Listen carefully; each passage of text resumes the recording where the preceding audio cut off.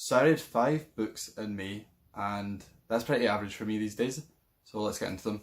The first book was Renegades by Marissa Meyer, and I'm obsessed with this book. It's set in a world where superheroes and superpowers are common, and before the events of the book, there was a decade-long war between heroes and villains called the Age of Anarchy, where they battled for control. Eventually, the heroes won, and the villains have been sent underground, and they're living in like an abandoned subway station.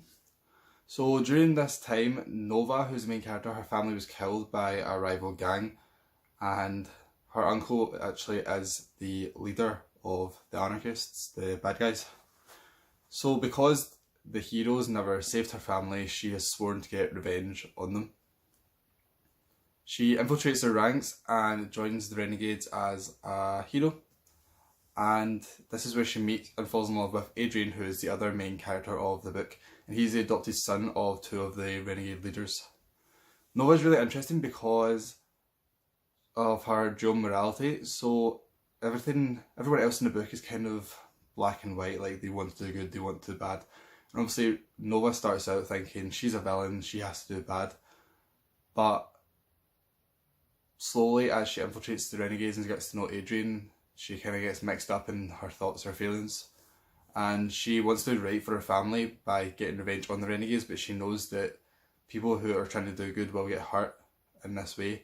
So something I found it hard to root for her in the thing she was doing, because technically she is the villain, but her complex character is what really makes the book for me.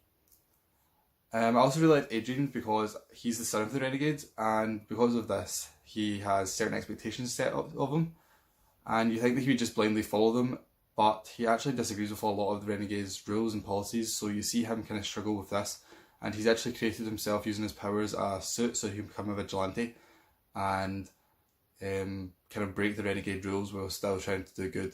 So it's interesting to see how he deals with trying to keep this secret from his family. Renegade is also really good in terms of diversity, if you're interested in that.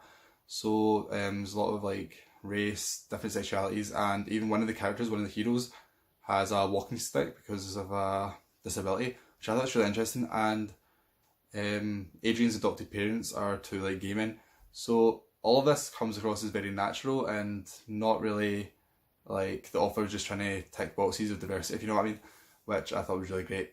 And the supporting characters in this as well are all just as interesting as the main characters. They're all really fleshed out, and I loved seeing the different powers because there's such a wide, diverse range. And this book really reminded me of the X-Men in terms of just how characters, their powers come to them as they're coming of age rather than things happening to them. So I definitely recommend this book, and I've read it so fast, and I went straight on to, well, not straight on to because I had to wait for it to come in the mail, but I read the second book as soon as I could. So the second book I read this month is Pet Sematary by Stephen King, and this is the second Stephen King book I've read this month, and I really enjoyed it. I'd already seen both of the movie adaptations, so I know what to expect, but King really has a way of building atmosphere that the movies just couldn't capture. There really is a big sense of dread through the whole way throughout this book. And I assume most people know what this book's about, so I still don't want to give too many details away. But it's basically about a family who move into a new house in a small town as the father, I think it's Louis, I don't know how to pronounce that, has gotten in the job as a doctor at a local college. And behind the house, a pet cemetery, and miles behind this, there's an old Indian burial ground which has magic powers, so you can kind of guess what happens next. Although this is a horror book, the majority of the horror actually comes from, just setting up this dread. It's not trying to outwardly scare you, it's just making you think about grief and dying and your own thoughts on it, especially when it comes to people who are close to you. And it's a really smart book. I love the way that King builds upon the layers of grief, because there's a lot of death happens, but every one becomes worse and worse for characters than the last. And it makes the characters have a really hard time dealing with it, because it's just death after death, you know what I mean? And I found the first half of this to be a little bit slow because there's so much atmosphere building, but it is necessary for the end product, and I really enjoyed it. The last 150 pages of the book, I could not put it down. And I'm excited to read more Stephen King books in the future, because this and The Shining were both great, I thought. So next, I was waiting on Arch Enemies, which is the sequel to Renegades coming in the mail, and it's also by Marissa Meyer, obviously. And I don't want to say too much about this because I don't want to like give away the ending of Renegades, but I love this just as much as the first book, and I can't wait to read the third one. This book has a lot of focus on Adrian and Nova's relationship building, and Nova's still struggling with, you know, her kind of grey area of morality, not mortality, because she obviously still wants to get revenge for her family, but now she's in so deep in the Renegades, she's made friends, she's in not a relationship with Adrian, but you know, they're really getting along, and you do start to sympathise with her because you know that at this point, no matter how Adrian finds out the truth, it's going to hurt him, and I'm excited to see where the third book goes.